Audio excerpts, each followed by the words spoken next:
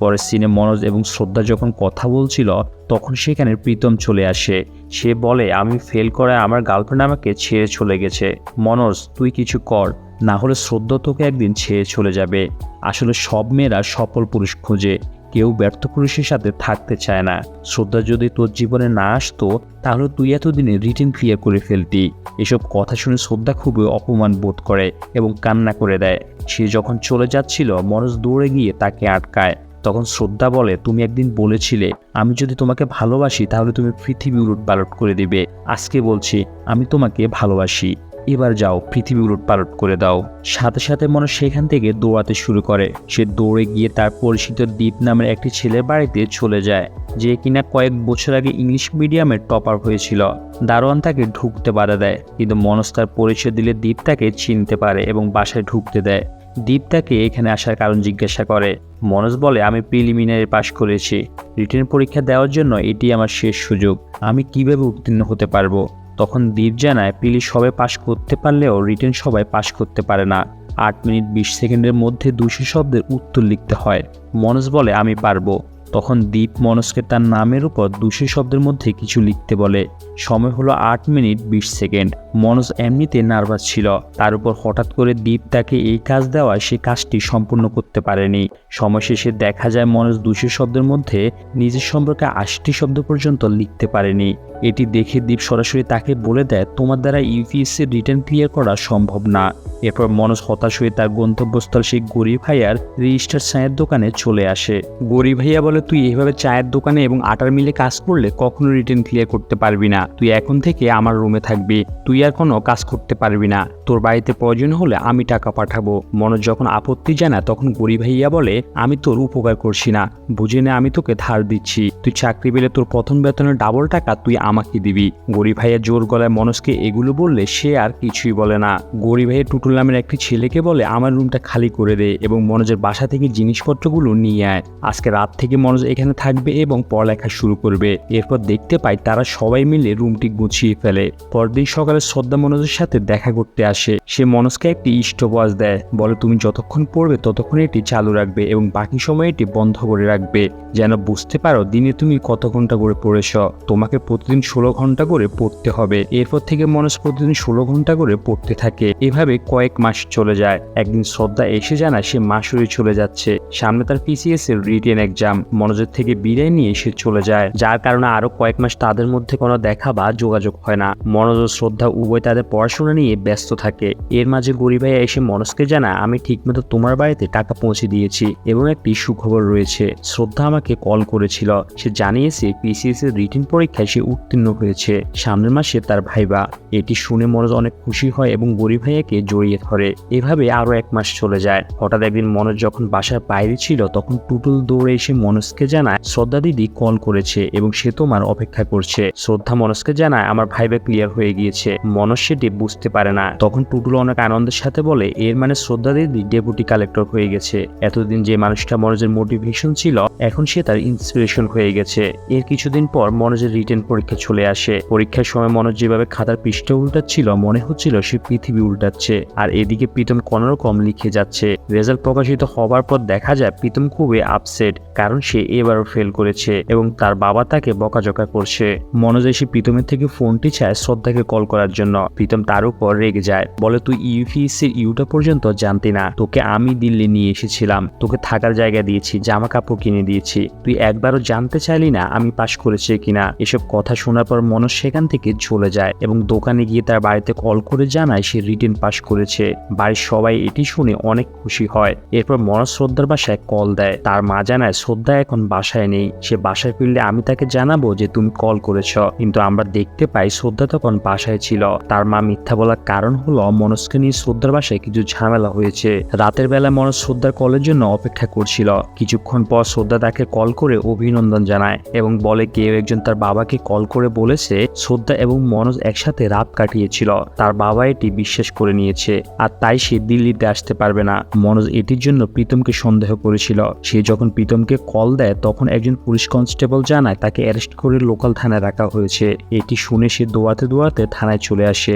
মনোজ জানতে চায় প্রীতমকে কেন অ্যারেস্ট করা হয়েছে। কনস্টেবলটি জানায় সে পাবলিক প্লেসে কল করে গালাগালি করেছে, কিন্তু মনোজ বলে আপনি এটির জন্য তাকে অ্যারেস্ট করতে পারেন না। এটি হলো নন কগনিজেবল অফেন্স। এটির জন্য অ্যারেস্ট করতে হলে অবশ্যই একজন ম্যাজিস্ট্রেটের অনুমতি প্রয়োজন। মনোজ কনস্টেবলটিকে হুমকি দিয়ে জানায় সবে মাত্র রিটেন ক্লিয়ার করেছি, যদি আইপিএস অফিসার হতে পারে তাহলে চাকরিতে জয়েন করে আপনাকে সাসপেন্ড করব।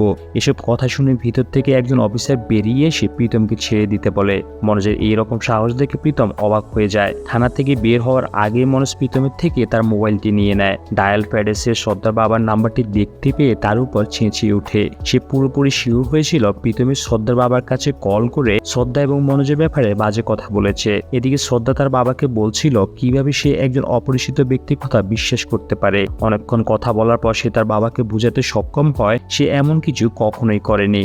এদিকে আজকে মনোজের ভাইবা পরীক্ষা। গরিব ভাইয়া তাকে করতে পড়ার জন্য বলে, কিন্তু মনোজ সেগুলো পড়তে চায় না। এরপর শ্রদ্ধা সেখানে উপস্থিত হয় এবং মনোজকে রেডি করে তারা দুজন প্রীতমের সাথে দেখা করতে চলে আসে। মনোজ প্রীতমকে বলে তুই না থাকলে আমি এত দূর পর্যন্ত আসতে পারতাম না। তখন প্রীতম শ্রদ্ধার কাছে তার কাজের জন্য ক্ষমা চায়। শ্রদ্ধা বলে তুমি যা করেছো তা ভালোই হয়েছে, তা না হলে আজকে আমি মনোজের সাথে থাকতে পারতাম না।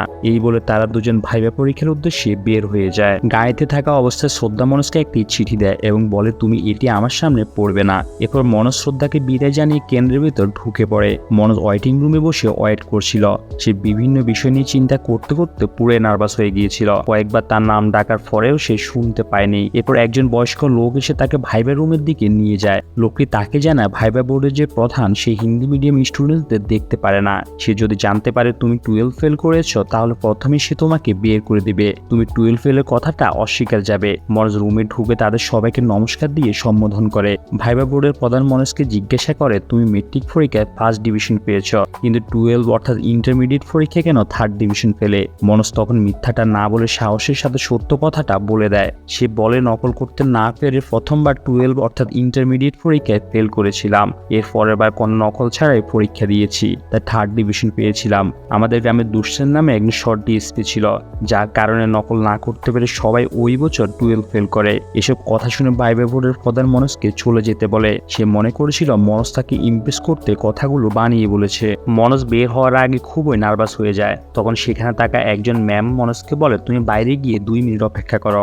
মনোজ বাইরে আসার পর শ্রদ্ধার দেওয়া চিঠিটার কথা মনে পড়ে। তারপর সে চিঠিটা বের করে পড়তে শুরু করে। শ্রদ্ধার লিখেছে মনোজ তুমি আইপিএস অফিসার হও বা চাল ভাঙার দোকানে কাজ করো, আমি সারা জীবন তোমার পাশে থাকতে চাই। তুমি কি আমাকে বিয়ে করবে? এটি জানতে পেরে মনোজ যেন নতুন করে অনুপ্রেরণা পায়। তার মধ্যে থাকা সকল নার্ভাসনেস কেটে যায়। হতাশায় থাকা ছেলেটা যেন নতুন করে প্রাণ ফিরে পেয়েছে। খুব আনন্দের সাথে সে আবার ভাইবা রুমে প্রবেশ করে। তাকে প্রশ্ন করা হয় তুমি নকল করে মেট্রিক পাস করেছ, সেই বিষয়টি তুমি গোপন রাখতে পারতে, তুমি সেটি কেন করলে না?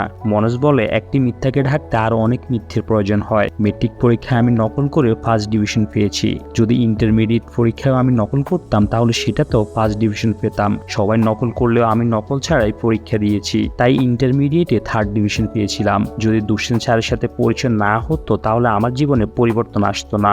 এভাবে মনোজ সুন্দরভাবে তাদের সকল প্রশ্নের উত্তর দিতে থাকে।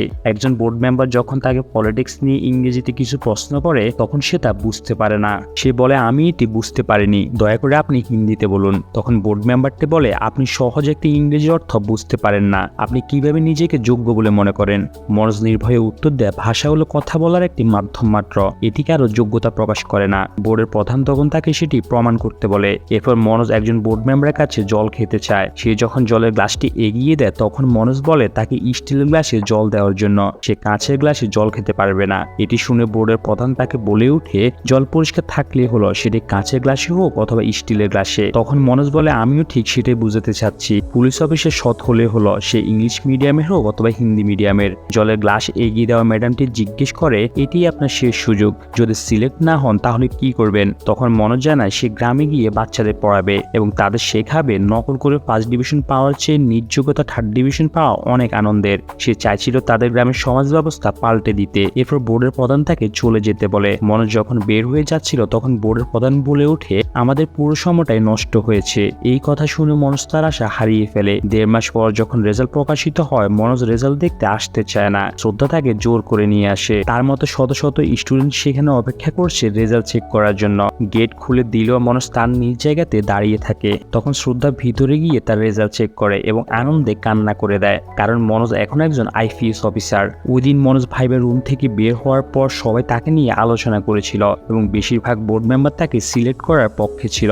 মনোজ কাঁদতে কাঁদতে মাটিতে বসে পড়ে। শ্রদ্ধা এসে তাকে জড়িয়ে ধরে এবং সেও কাঁদতে শুরু করে। আর ততক্ষণে সেখানে গরি ভাইয়া ও প্রীতম এসে হাজির হয়। মনোজের মা এই কথা শুনে আনন্দে তার ছেলের সাথে কথাই বলতে পারছে না। মনোজের বাবা তার পাশে কথা শুনে সরাসরি রওনা দেয় তার অফিসের দিকে। সে অফিসে গিয়ে চৌহানকে বলবে তারা একজন আইপিএস অফিসারের বাবার সাথে পাঙ্গা নিয়েছে। এদিকে মনোজ যে কোচিং সেন্টার থেকে বের হয়ে গিয়েছিল তারা এসে মনোজকে 1.5 লক্ষ টাকা দেয় মিথ্যা কথা বলার জন্য, যে মনোজ তাদের কোচিং থেকে ক্লাস করে পাশ করেছিল। কিন্তু মনোজ ক্যামেরার সামনে সত্য কথাটা বলে দেয়। এর কিছুদিন পর মনোজ এবং শ্রদ্ধার বিয়ে ঠিক হয়। চাকরিতে জয়েন করার পর মনোজ সেই ডিএসপি দুষ্যন্তের কাছে তার বিয়ের নিমন্ত্রণ নিয়ে যায়। ডিএসপি দুষ্যন্ত তাকে চিনতে পারে না। মনোজ বলে, আমি সেই ছেলেটি যাকে আপনি সিটিং ছাড়তে বলেছিলেন, আমি সিটিং করা ছেড়ে দিয়েছি স্যার। তখন ডিএসপি তাকে চিনতে পেরে সেলুট দেয় এবং তাকে জড়িয়ে ধরে। অবশেষে মনোজের বিয়ের দিন চলে আসে। সেখানে প্রীতমকে দেখা যায় একজন টিভি রিপোর্টার হিসেবে। সে সবসময় যা হতে চেয়েছিল। মনোজের বিয়েতে গ্রামের সেই দুর্নীতিবাজ মেয়র এবং ঘুষখোর চৌহানকেও দেখা যায়। একজন সৎ পুলিশ অফিসারের কারণে তারা সবাই অন্যায় কাজ থেকে বেরিয়ে এসেছে। আর এখানে আইপিএস অফিসার হওয়া ছেলেটার গল্প শেষ হয়ে যায়, যা ছিল সম্পূর্ণ একটি সত্য ঘটনা। এরকম আরো সত্য ঘটনা নিয়ে মুভি দেখতে হলে অবশ্যই চ্যানেলটি সাবস্ক্রাইব করে রাখুন।